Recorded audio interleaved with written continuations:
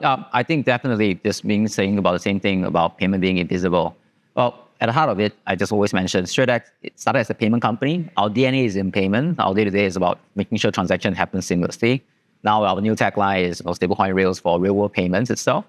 I think a lot of these things, you can see it in both the product that we built and also basically, because I started the company, the pain that we feel as an acquirer. Like acquiring business is very, very difficult. I always joke about the fact that my early days as an engineer and also a startup founder, I do everything when you're in the early days.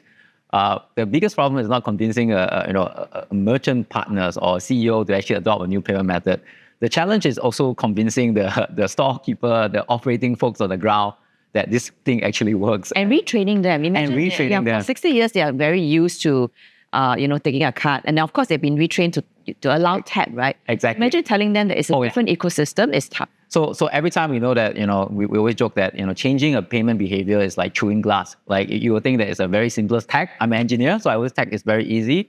But you also forget the human touch involved in that. The staff that's operating there in the early morning, that is a different staff the night before. Yeah. He or she might not be as well trained with that. And both of us have payment experience, right? When you're buying coffee, if you're jumbling in front of the terminal and there's a long queue of people behind you, you get frowned at, people frown at you, you also panic. So like that is not something that will make your day, right? You just want to get coffee, right? That's right. So that the experience needs to be seamless. And I think with Visa side and with the card adoption that we are seeing is exactly that, right?